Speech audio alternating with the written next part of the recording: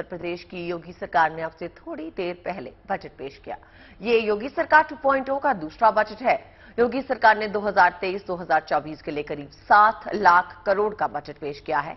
देश में अगले साल लोकसभा चुनाव भी है। ऐसे में से राजनीतिक तौर पर भी काफी अहम माना जा रहा है। वित्त मंत्री सुरेश खन्ना ने बजट में तमाम बड़े ऐलान किए। वित्त मंत्री सुरेश खन्ना ने बताया कि इस बार बजट का केंद्र रहेगा शिक्षा, महिलाएं, इंफ्रास्ट्रक्चर और खास तौर पर इस वक्त एक्सप्रेसवे के विस्तार की बात भी सुनने में आ रही थी। इससे जुड़ी कई चीजों पर अहम ध्यान दिया गया है। फोकस है शिक्षा के लिए कई विश्वविद्यालय खोलने का, हर जिले का अपना एक विश्वविद्यालय होगा। साथ ही महिलाओं के लिए कई स्कीम्स जारी करने की बात भी हो रही है। 7 लाख 1000 करोड़ का बजट कोई छोटा बजट नहीं होता। इसी के साथ इन्वेस्टर्स के लिए भी इसमें कई सौगात होंगी। उन्हें सब्सिडी से उनके लिए यूपी सरकार के बजट की बड़ी बातें हम आपको बता दें। इस वक्त एक्सप्रेसवे के किनारे बनेंगे और औद्योगिक गलियारे बनेंगे। औद्योगिक गलियारों से 5 लाख रोजगार का सृजन होगा। रोजगार एक अहम मुद्दा रहा है यूपी में। स्थानीय युवाओं को इससे रोजगार मिलेगा। ऐसे प्रस्ताव से यूपी सरकार बेरोजगारों का ध्यान तो रख ही रही है, साथ ही साथ शिक्षा के लिए बच्चों का और महिलाओं के लिए भी कई आगाज करने की प्लानिंग है।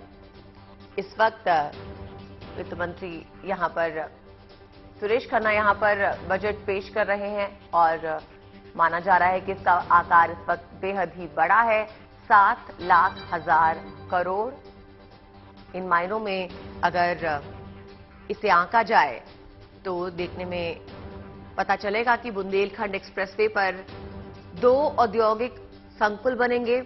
इंफ्रास्ट्रक्चर समिट से 4 लाख करोड़ का निवेश आया है और इस पर भी कई प्लान्स बन रहे हैं। फार्मा पार्क्स के लिए 25 करोड़ रुपए पारित किए गए हैं। हम आपके सामने पेश कर रहे हैं यूपी बजट की कुछ बड़ी बातें। हर जिले में एक मेडिकल कॉलेज बनाने की बात भी की गई है। 45 जिलों में बन चुके हैं ये कॉलेजेस और 14 जिलों में और बन रहे हैं। 16 जिलों में पीपीपी मॉडल्स तैयार हो रहे हैं। असाध्य रोगों के इलाज के लिए 100 करोड़ रुपए प्रस्ताव में है। देखिए, नर्सिंग कॉलेजेस के लिए 26 करोड़, एमबीबीएस के लिए 8,528 सीटें उपलब्ध करवाई गई हैं। 300 संस्थानों में पैरामेडिकल नर्सिंग की पढ़ाई करवाई जाएगी। एमएसएमई नीति 2022 से सालाना 15% रोजगार बढ़ेगा।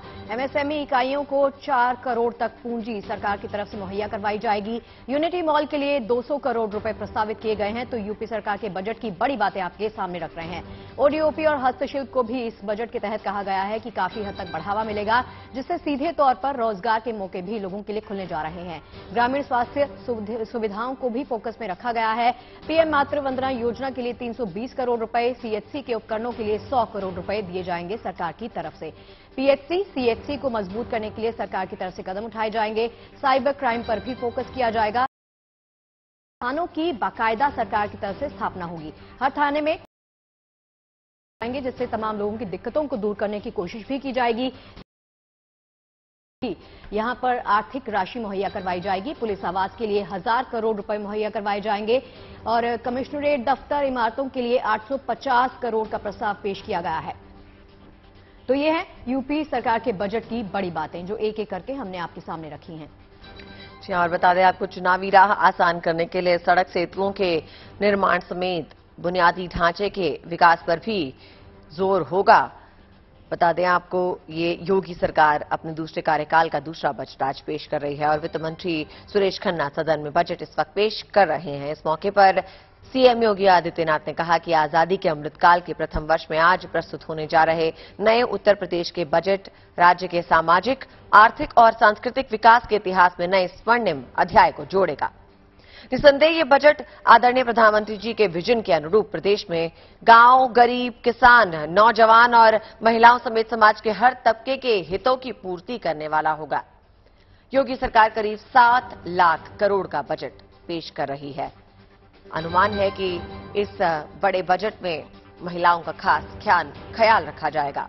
लोकसभा चुनाव 2024 को ध्यान में रखते हुए सरकार महिला, युवाओं और किसान को साधेगी। बजट से जुड़ी कई बातें इस वक्त सामने आ रही हैं। पुलिस आवास के लिए 1000 करोड़ का निवेश हो सकता है। कमिश्नरेट दफ्तर इमारतों के लिए 850 करोड़ पर निवेश किया जा सकता है।